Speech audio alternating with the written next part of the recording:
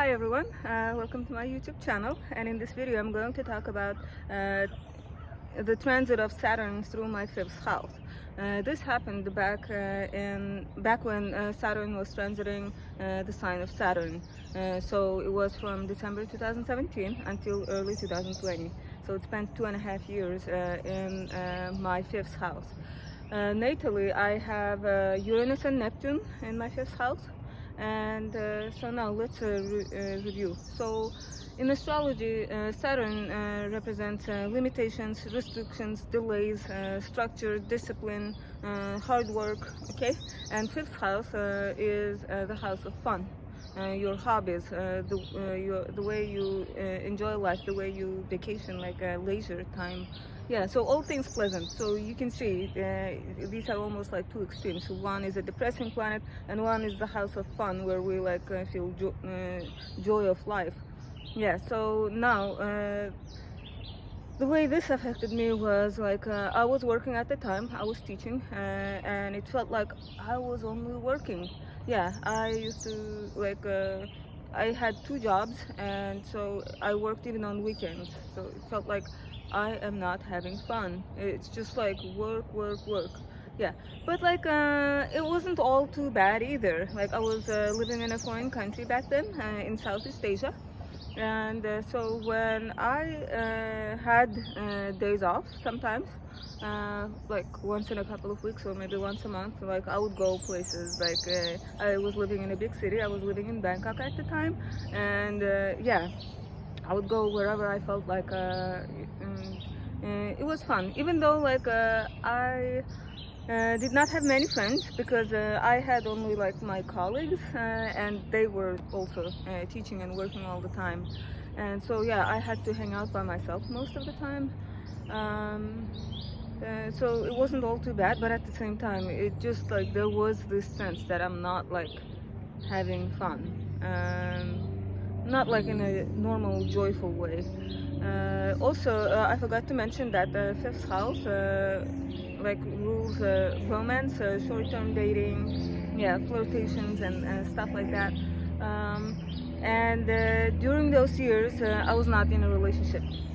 Yeah, like I don't think I even went on a single date back then. Yeah, that's how dry it was.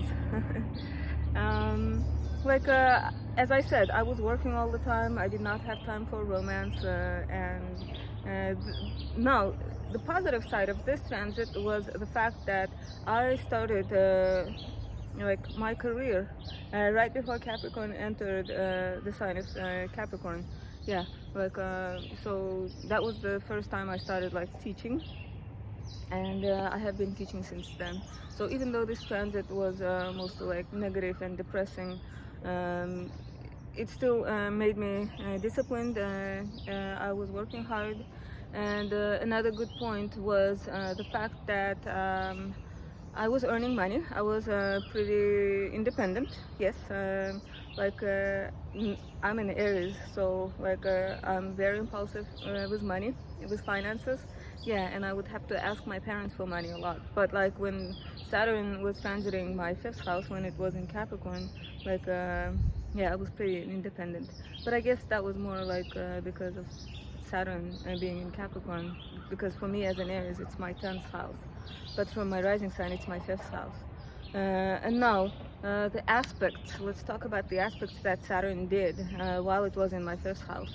So at the very beginning, like it squared my moon. My moon is in the early degrees of Aries. So yeah, as soon as it entered Capricorn, it started squaring my moon. And back then, I was living in terrible conditions.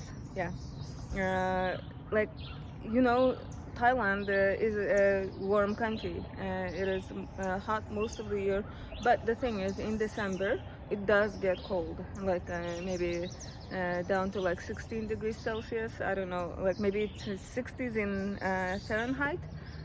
Yeah, so it was pretty cold, and I was sleeping in a room that like didn't have proper insulation, I guess, windows, because it's a summer country and stuff. Yeah, I was renting a cheap place. I didn't like, and also there was problem with like shower, so I was taking cold showers. Yeah, that's how Saturn that is, because Saturn, you know, it's the planet of cold. It rules winter signs. Yeah, and back when Saturn was squaring my moon, which is home, which is comfort, like I was feeling cold. Yeah, like I was taking cold showers. I was living in a cold room, and I didn't bring warm clothes because I thought, yeah, I wouldn't need it in Thailand. Yeah, so I was cold. I remember being super cold. I still remember that vividly. And then Saturn squared my Venus as well in Aries. Yeah, I felt lonely. Yeah, I was alone by myself in a foreign country, especially romantically. Like I could feel that I'm lonely. So yeah, it was a bit depressing. I tried online dating. Yeah, but like there wasn't anybody that like made my heart beat faster, I guess. And so yeah, and then a little later it squared my Mercury, but I guess it kind of like continued that theme of uncomfortableness, loneliness, and depression. Yeah, yeah, I remember posting back then, like on my Instagram, like I don't remember the last time I had fun. Yeah, I guess that's when Saturn was squaring my Mercury. But like after those squares ended, when Saturn was like in the middle degrees, yeah, I pretty much got used to this like no fun, only work lifestyle. And yeah, the fact that I was lonely, I mean by myself, single, kind of helped deal with that, I guess, because there was nobody to come home to. I'm at work all day. I only came home to sleep. Um, so yeah, and another good habit that I started, like I mean, a good habit that I started when Saturn was in Capricorn was reading. Yeah, I don't know if there is any connection between Saturn and reading, but like I assume it's the fifth house. Fifth house hobbies, and like I discovered this love for reading. Like I'm in Aries and I'm pretty hyperactive, and I didn't enjoy reading, but like when Saturn was transiting my fifth house because of loneliness, I started reading a lot. Yeah, and it helped my self-esteem. Like when you read a lot of books, especially I started reading classic literature. Yeah, I guess that's a Saturn thing. Yeah, I read most of the popular classic books, and that made me feel good about myself. Yeah. So I hope this was informative. Yeah, wait, I forgot to mention Saturn square to my sun. Yeah. So remember, in early 2020, right before coronavirus started, there was this conjunction of Pluto and Saturn.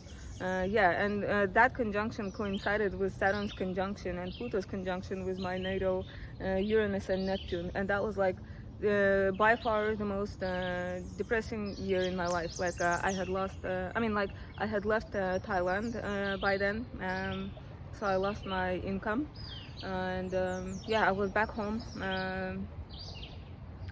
Yeah, I'm not American. I'm from some other country, and I'm from in like an ethnic minority there, so I couldn't find a job. It was very depressing. Yeah, the relationship with my family was also kind of strained because like I was a burden. Imagine almost a 30-year-old unemployed person in your house.